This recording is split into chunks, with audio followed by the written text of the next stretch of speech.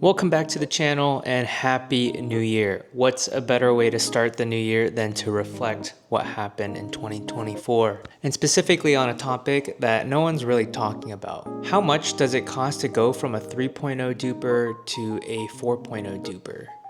Fortunately, I might have the answer to that. I started pickleball at the end of June 2024 with a 3.045 duper. And 6 months later to today, I'm now a 4.186 duper. So how long did it actually take? And how much did I have to spend? To preface, this is going to be different for almost every person.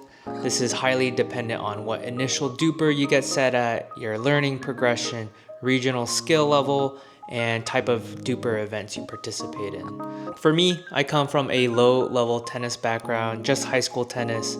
I don't even think I would make a D3 college team. I also refuse to participate in any duper events unless it was a tournament, which means it'll cost more. I just don't trust the environment for people playing in recreational or clinic duper matches. I know there are some people who only play in those and can inflate their dupers, but they never actually play in a tournament. So let's walk through my journey. So it all started when a friend of mine, Brian, actually got me into pickleball.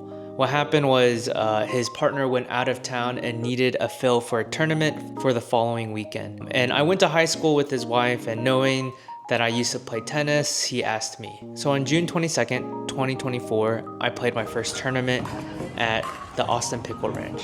He registered us for a less than 3.0 division. I didn't even fully know what the rules were. It was rally scoring. I was hitting the returns out of the air without letting it bounce first, stepping in kitchen, etc. Despite that, there are some teams that told us like we were in the wrong division, like we're sandbagging, and we kind of felt bad, and so we lost points just so that the scores were closer.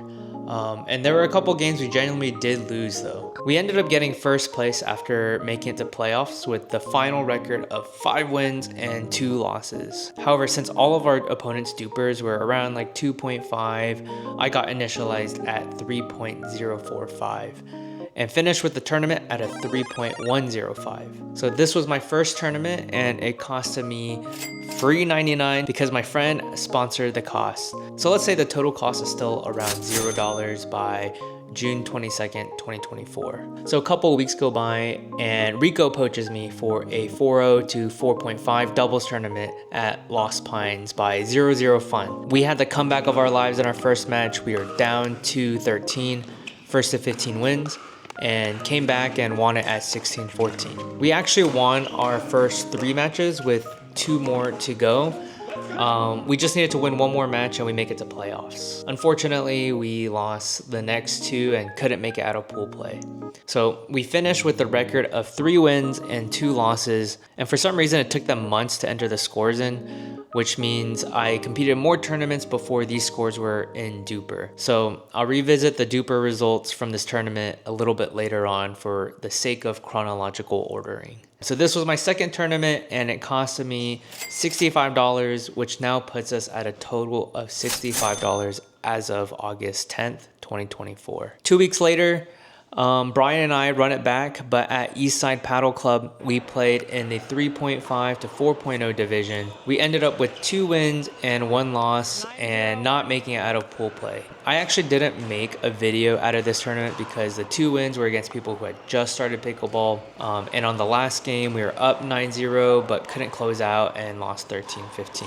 And unfortunately, one of the guys we beat didn't make a duper account, so one of our wins never got logged into duper. With that, I finished this tournament with a duper of 3.236. This is my third tournament, and it costed me $60, which now puts us at a total of $125 as of August 24th, 2024. The very next day, I have my most viewed video on this channel. Me and a friend, Kenny, who I play tennis with, registered for an open division tournament because it said it was for any skill level and any gender, and first place takes home $1,000. It didn't really click for us that this inherently meant like the highest skill level. Nonetheless, I've only been playing pickleball for 1 month, and I think this was Kenny's like 5th time on the court. Our main goal was to not get pickled, and we actually finished with 1 win and 4 losses. After this tournament, my DUPR went from a 3.236 to a 3.285.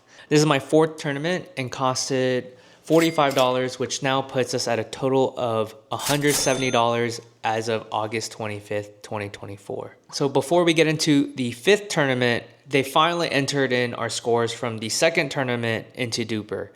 So I went from a 3.285 to a 3.421 now. 2 weeks later, I decided to join a tourney from Liveball for a chance to win some money at Dreamland. RIP Dreamland, they closed down. Peter and I had a combined DUPR of 6.787, which means we could have competed in the lowest division, but we still opted to play in the highest division, which was for 8.7 to 9.7.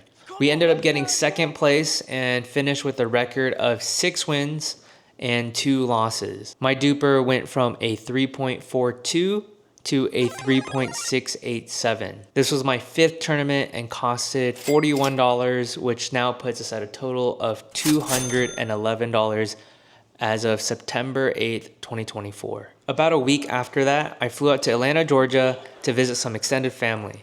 And it just so happens that a friend, Steven, who I met from a previous tournament, was playing in the PPA Atlanta Slam. So we partnered up and played in the 4.0 division at the Lifetime Peachtree Corners. This tournament was kind of rough because it was outdoors, a lot of delays due to rain, and you go straight into a double elimination bracket.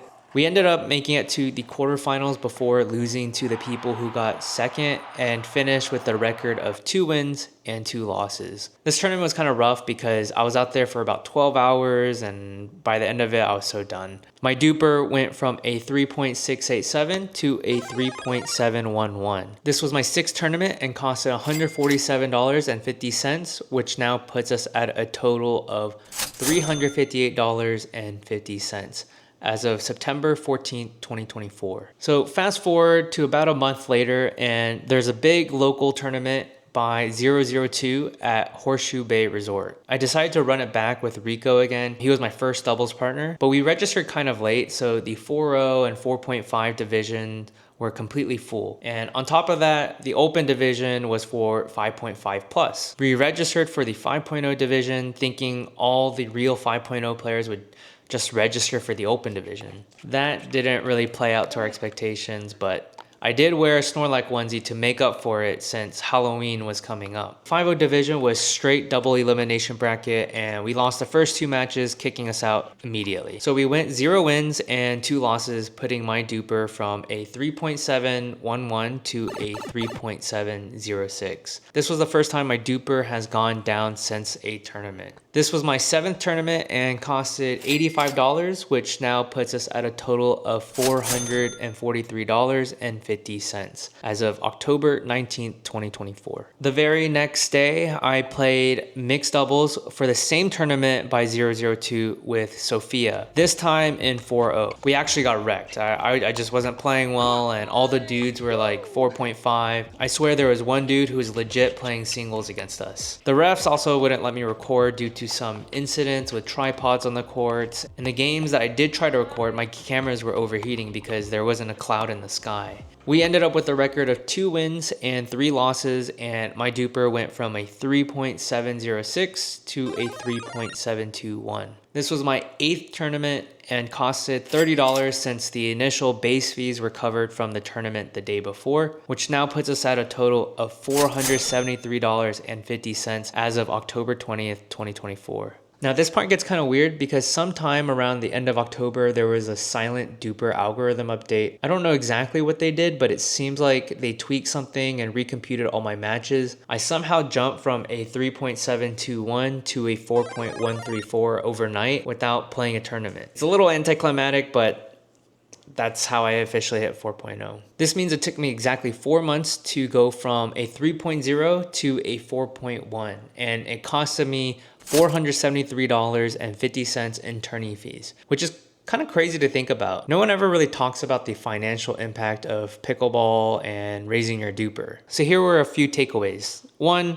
If you're going to register for your first tournament, probably register for a higher division so you have a better chance on initializing with a higher DUPR. I got placed at a 3.0 even though we got first place because everyone we played against were less than 3.0. 2, don't feel bad against your opponents. I hate to say it, but point differential matters. In my first tournament, we felt bad, so we threw a lot of points just to have closer games. This hurts me in the long run, so no matter who I play against in a tournament, I don't show mercy anymore. 3, I found that playing up in skill division doesn't hurt my DUPR because if I lost, I didn't lose any points, and if I won, then I would gain a lot. The caveats are, apparently there's going to be another algorithm update for 2025, which takes in account of number of matches, match staleness, win intensity, and reliability computations. Don't ask me about the details, and my lessons learned might not be as relevant with these upcoming changes. Hope you found this video interesting. Follow me on my Instagram at eellaup pickleball, and maybe we can upload a part 2 if I ever hit 4.5. As always, thanks for watching and Happy New Year.